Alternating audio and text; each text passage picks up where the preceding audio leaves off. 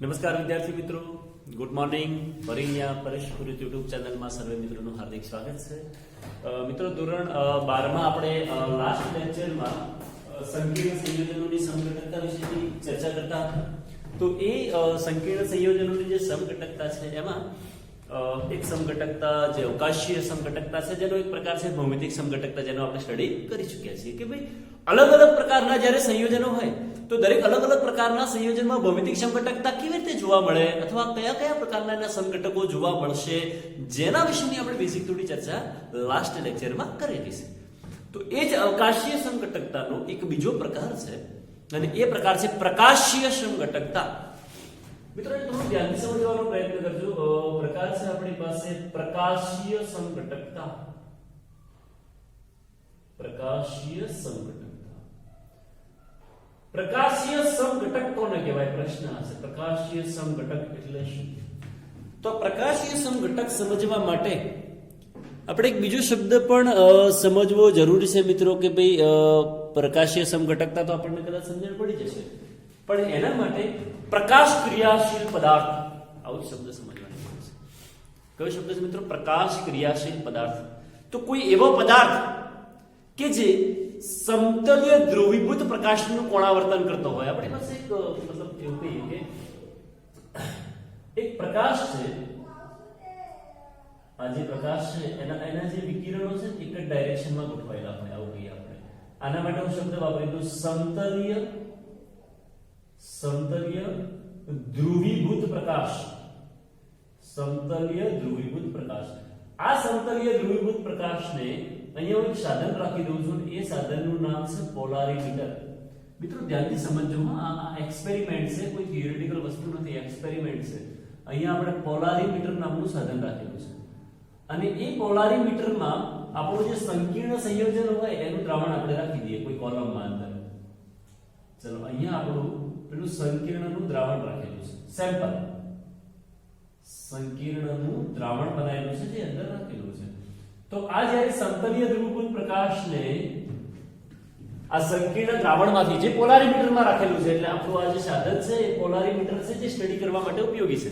તો સમતલીય ધ્રુવીભૂત પ્રકાશને જ્યારે પોલારીમીટર નામના સાધનમાં જે સંકીર્ણનું દ્રાવણ ભરેલું છે એમાંથી પસાર કરવામાં આવે છે. તો પસાર કરવાને કારણે આપણો જે આ ધ્રુવીભૂત પ્રકાશ છે એ યા તો ડાબી બાજુ કોણાવર્તન પામશે. તમે અહીંયા જોઈ શકો છો કે એનું કોણાવર્તન જે છે એનું જે એંગલ છે બધીને આપણે ડાબી બાજુ કર્યો છે. અથવા તો બીજું એવું પણ થઈ શકે કે કદાચ ચાલો ડાબી બાજુ કોણાવર્તન નથી થતું, તો એની જગ્યાએ કદાચ એવું પણ બની શકે કે એનું કોણાવર્તન જમણી બાજુ થાય છે. અહીંયા નીચે લખી દઈએ ડાબી બાજુ કોણાવર્તન. ડાબી બાજુ કોણાવર્તન થશે અથવા તો જમણી બાજુ કોણાવર્તન થશે. બેમાંથી એક બાજુ કોણાવર્તન થઈ શકે. કદાચ એવું પણ બને કે કોઈ વાર કોણાવર્તન ના પણ બને. તો જો કોણાવર્તન કઈ બાજુ થાય છે એના પર ધ્યાનથી સાંભળજો મિત્રો, કે જ્યારે સમતલીય ધ્રુવીભૂત પ્રકાશને સંકીર્ણના દ્રાવણમાંથી પસાર કરીએ છીએ તો આ જે આપણો સમતલીય ધ્રુવીભૂત પ્રકાશ છે એનું કોણાવર્તન યા તો ડાબી બાજુ થાય યા તો જમણી બાજુ થાય, યા તો કદાચ ના પણ થાય એવું બને. જો કોણાવર્તન ડાબી બાજુ થાય છે તો પ્રશ્ન કેવો થાય? કોણાવર્તન કોના કારણે થયું? પ્રકાશને કારણે, પોલારીમીટરને કારણે, કે પછી સંકીર્ણના દ્રાવણના કારણે? તો આપણું જે સંકીર્ણનું દ્રાવણ રાખેલું છે એ સંકીર્ણનું દ્રાવણ આપણને કોણાવર્તન કરવા માટે જવાબદાર છે. જો આ કોણાવર્તન ડાબી બાજુ થશે, જો ધ્રુવીભૂત પ્રકાશનું કોણાવર્તન ડાબી બાજુ થાય મિત્રો, તો એવું સમજવાનું કે આપણે જે સંકીર્ણ દ્રાવણ ભરેલું છે એ સંકીર્ણ દ્રાવણ એ વામ બ્રહ્મણીય છે.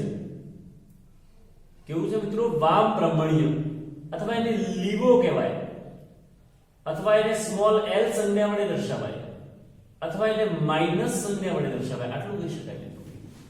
જો કોણાવર્તન જમણી બાજુ થાય તો એને દક્ષિણ બ્રહ્મણીય કહેવાશે મિત્રો. કેવું હોય? એને દક્ષિણ બ્રહ્મણીય પણ કહી શકાય, અથવા એને ડેક્સ્ટ્રો પણ કહેવાય, અથવા એને સ્મોલ ડી તરીકે ઓળખી શકાય, અથવા એને કહેવું તેના માટે સંજ્ઞા પ્લસ પણ વપરાશે. તો અલગ અલગ વપરાતી સંજ્ઞા છે, પણ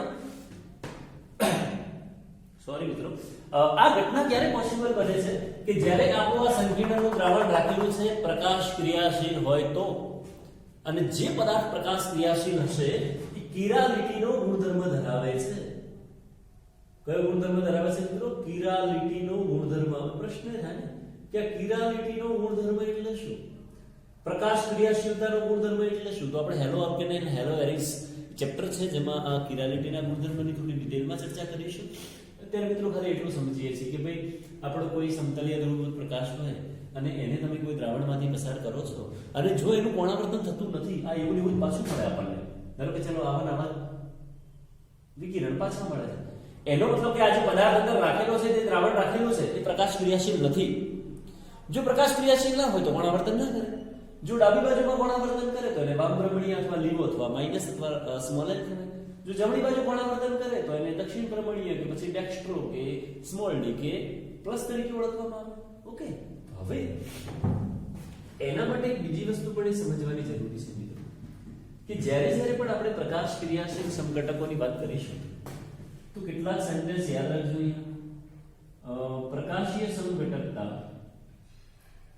પ્રકાશીય સમઘટકતા જે સંકીર્ણમાં સવર્ગાંક, જે સંકીર્ણમાં સવર્ગાંક 6 હોય તથા બહુ જ ઇમ્પોર્ટન્ટ સેન્ટેન્સ છે મિત્રો આપણે સમજવા માટે કે આપણે કઈ રીતે ખબર પડે કે આ સંયોજનમાં પ્રકાશીય સમઘટકતા જોવા મળે છે. તો એની શરત પહેલી બી લખી આપણે કે જે સંકીર્ણમાં સવર્ગાંક 6 હોય એટલે સવર્ગાંક 6 હોવો જરૂરી છે તથા ઓછામાં ઓછું એક લિગેન્ડ, ઓછામાં ઓછું એક લિગેન્ડ કાર્બનિક હોવું જોઈએ. કાર્બનિક હોવું જોઈએ. કાર્બનિક એટલે કયા? તો ધારો કે ચલો pyridine હોય તો એને કાર્બનિક કહેવાય, મિથેનામાઇન હોય તો કાર્બનિક કહેવાય, મિથેનામાઇન ટુ ડાયમાઇન હોય તો કાર્બનિક કહેવાય, PN ને કાર્બનિક કહેવાય, PTN ને કાર્બનિક કહેવાય, EDTN ને કાર્બનિક કહેવાય. તો ઓક્સિલેટો હોય તો કોઈ ઓછામાં ઓછું એક લિગેન્ડ એવું જોઈએ કે જે કાર્બનિક હોય. એનું કારણ એ છે કે જો કાર્બનિક લિગેન્ડ હોય તો એ જ પ્રકાશ ક્રિયાશીલતા દર્શાવે છે, એ જ કિરાલિટી દર્શાવે છે, એ જ આનું કોણાવર્તન કરી શકે. હવે આપણને ઘણીવાર એમ થાય ને, ચલો આ બધી વસ્તુ જે સમજાયેલી છે મિત્રો એ એક્સપેરિમેન્ટ છે, સૈદ્ધાંતિક નથી. આ ડેક્સ્ટ્રો થશે, આપણે અહીંયા લખ્યું છે કે ભાઈ અહીંયા લીવો પણ થઈ શકે કે ડેક્સ્ટ્રો પણ થઈ શકે. એ સૈદ્ધાંતિક રીતે નક્કી ના થાય. આ લીવો ફોર્મ છે કે ડેક્સ્ટ્રો ફોર્મ છે એ આપણે પોલારીમીટર નામના સાધન વડે નક્કી થશે મિત્રો. બીજું કે પ્રકાશીય સમઘટકો એ એકબીજાના પ્રતિબિંબી હોય, એકબીજાના પ્રતિબિંબ હોય એવું લખીએ આપણે, એકબીજાના પ્રતિબિંબ હોય, પરંતુ તેને એકબીજા પર અધ્યારોપિત કરી શકાતા નથી. તેને એકબીજા પર અધ્યારોપિત કરી શકાતા નથી. આ સેન્ટેન્સ ઇમ્પોર્ટન્ટ છે કે આવા જે સંયોજનો હોય, મતલબ જે આપણા પ્રકાશ ક્રિયાશીલ સંયોજનો હોય એ યાદ રાખજો કે એકબીજાના પ્રતિબિંબ હોય પરંતુ તેને એકબીજા પર અધ્યારોપિત કરી શકાતા નથી. એક્ઝામ્પલ આપણે એવું કહીએ કે ચલો એક્ઝામ્પલ તરીકે હું તમને એવું કહું કે આપણો સી લખી દઈએ ધારો કે, અને અહીંયા વચ્ચે મિરર રાખી દઈએ, અરીસો. અહીંયા શું રાખી દીધું મિત્રો? આપણે અરીસો રાખ્યો છે. તો અરીસામાં તમે પ્રતિબિંબ મેળવશો તો જો સી નું પ્રતિબિંબ આવું થાય તો આ બંને એકબીજાના પ્રતિબિંબ તો છે પણ હવે અધ્યારોપિત કરી શકાતા નથી. એટલે શું? તો આને ઉઠાઈને એક્ઝેક્ટ આના પર મૂકું તો બંધ બેસતું થાય ખરા? ના.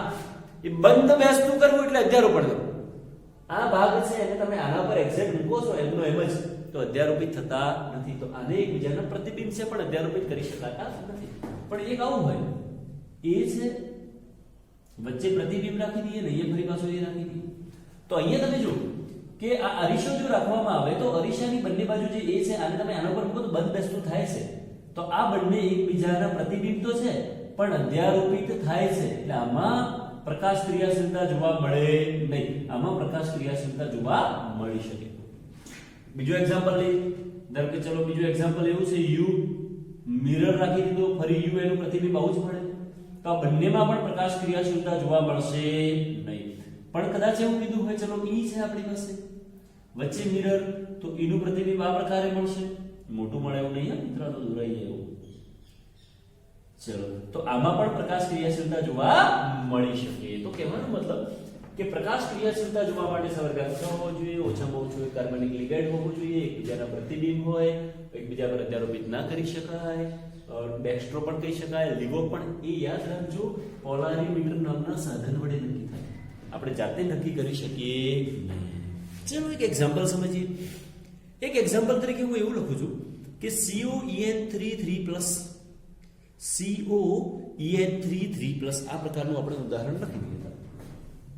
એક્ઝામ્પલ સમજો. ચલો, કોબાલ્ટ EN થ્રાઇસ અને એનો ચાર્જ છે 3+.